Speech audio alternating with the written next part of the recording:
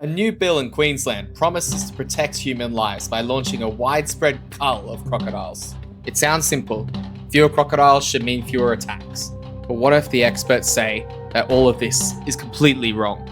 Bombshell parliamentary report has just been released, and it's filled with warnings from leading scientists who say this plan is not only impractical, but could create a false sense of security and even lead to an influx of more aggressive, juvenile, delinquent crocodiles. Today, we're exposing how a bill designed for safety could actually be putting more people in danger. Let's go to it.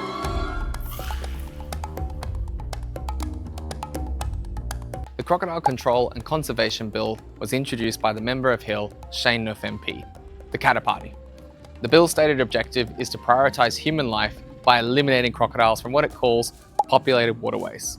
It proposes creating a new Queensland authority that could be based in Cairns and would introduce annual culling to deliberately reduce the crocodile population. The core idea is to create zero tolerance zones where any crocodile found can be killed or removed. On the surface, for those living in these areas, it might sound like a solution, but when Parliamentary Committee investigated it, they found the entire premise of the bill to be a crock of shit. The bill was justified with claims that Queensland's crocodile population is out of control and that fatal attacks are increasing. The report found this is actually not true. Firstly, the evidence shows that the crocodile population is very stable. The average growth rate is actually slowing down. And secondly, the rate of fatal human-crocodile conflict has remained steady for the last 40 years. It's only at about 0.4 fatalities per year. There's more deaths by snakes and sharks. So what about the increased sightings the bill's proposers pointed to? The report found a simple explanation. Technology. The huge jump in reported sightings coincides with the introduction of government's Q Wildlife app in 2020. It made it much easier for the public to report sightings. It wasn't necessarily more crocodiles, it was just that more people were reporting them. They could take a phone, snap it, and it was there. But the most damning part of the report wasn't about population numbers. It was about what would happen if this bill actually came to law.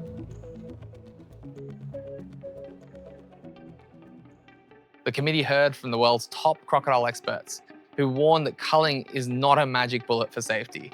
In fact, it can backfire spectacularly. The first problem, you can never guarantee a waterway is safe. If you were to make waterways safe, you have to kill the crocodiles entirely. They have to be extinct. And then you put up a fence between the Northern Territory and Queensland, and then you put another fence up between the Northern Territory and Papua New Guinea. It's an impossible task. But here's where it gets worse. Let's talk about juvenile delinquent problems.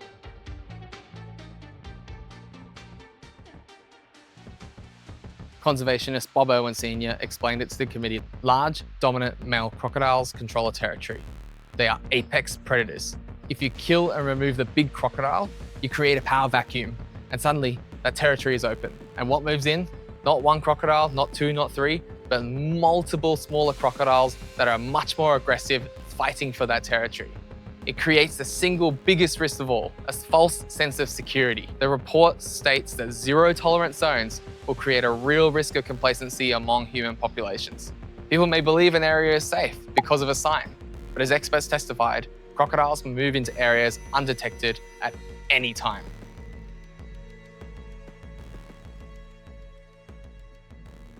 Throughout the inquiry, the committee kept hearing the same thing over and over from stakeholders. Queensland does not have a crocodile problem. Queensland has a people problem. The report highlights that the real key to safety isn't culling, it's public education. Yet the bill almost completely ignores this. It doesn't give the new authority any responsibility to facilitate education programs like this successful Be Crocwise campaign. What's more, the committee has found that the bill proposers have undertaken completely inadequate consultation. Leading crocodile scientists in Queensland were never approached, and crucially, numerous Aboriginal and Torres Strait Islanders communities, some who have sacred totemic relationships with crocodiles, were not consulted before the introduction of the bill that would allow for the killing of their totems for sports. After hearing from all the experts and what community members did, the Parliamentary Committee decided that the first and most important recommendation was simple. The Crocodile Control and Conservation Bill should not be passed. The report concluded that Queensland's current management plan is already considered world-class, fit for purpose, and highly effective.